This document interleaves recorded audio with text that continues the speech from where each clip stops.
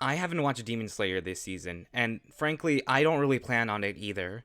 Now, if you're new to this channel, you would have noticed that I really started posting consistently around the time spring anime hit, and there have been 3 big anime that came out, that being Oshinoko, Vinland Saga, and Demon Slayer.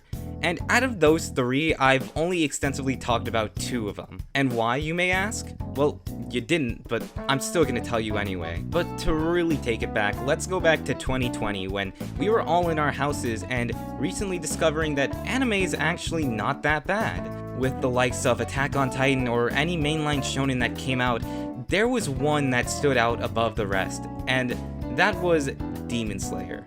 Now personally, I actually didn't know that much about Demon Slayer when it first came out, and the whole reason I ended up watching it in the first place was because my cousin recommended it to me, but he told me one thing, which was that he actually really liked it even though a lot of people said that it was overrated. And so I ended up watching it and I loved it.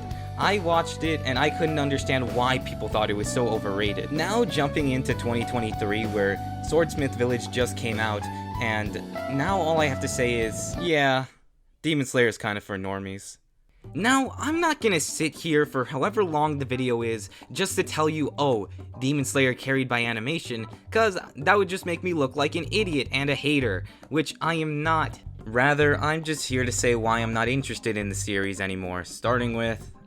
God damn it. Yes, Demon Slayer's animation is really beautiful, whatever, you've heard the same speech 100 times, but I'm just not really all that interested in the story of Demon Slayer. I mean, to be honest, back then it was pretty fresh considering I'd never watched shonen anime before, or just anime in general. But now that I've watched a bit more, I kinda don't really see that much substance within Demon Slayer's story, which is honestly really surprising as I've actually read the entire manga for Demon Slayer after season 1, and sat through Entertainment District arc because I actually really like the story arc. So, I don't dislike the series, it's just that after that, I kinda just don't have any interest in the Swordsmith Village arc. I mean, I sat through the first episode for a bit, but afterwards I just kinda stopped, cause that's when I realized that I already knew how everything was gonna play out, and I knew what the climax of the season was going to be, and I kinda have to get something off my chest. Spoilers for the end of season 3.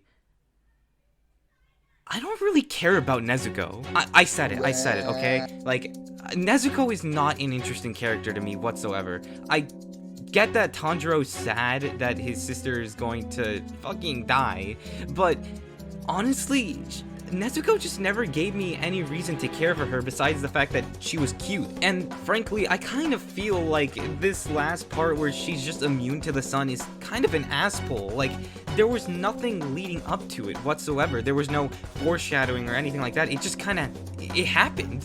And another thing, normally when it comes to Demon Slayer, the most interesting part of it are the demons. Wow, who would have guessed?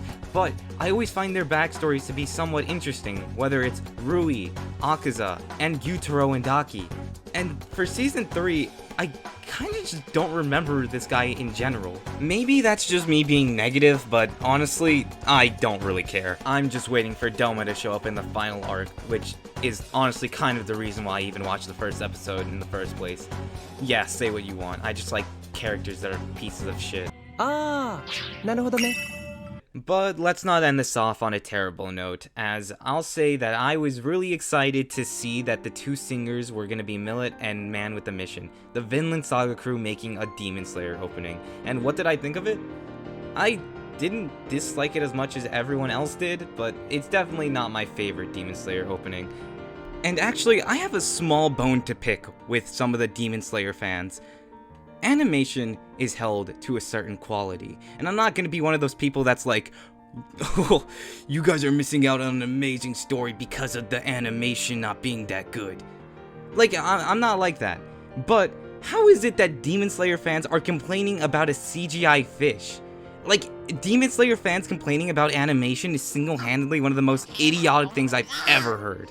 Like, it's almost as if some of them didn't even see the Akaza falling scene. Keep in mind, most of that stuff wasn't even in the manga. But just to end off, I'm gonna tell you some anime that I did watch this spring, and whether or not you should watch them yourself. Or to put it in not so nice terms, culturing you guys. In case you haven't looked at my channel, I really liked Vinland Saga Inochi no Ko. Very interesting, you should watch it. Heavenly Delusions was an anime that's basically like The Promised Neverland, but didn't catch my interest that much. Go ahead if you want to. And right now, I'm watching Summertime Rendering. So far, it's definitely confusing me, but I am very interested. And Link Click is another anime that I watched that came out last year, and it's getting a season 2, so I would recommend getting on that. I'm at the time skip for One Piece, do with that information as you will. And lastly, we all have our fair share of regrets.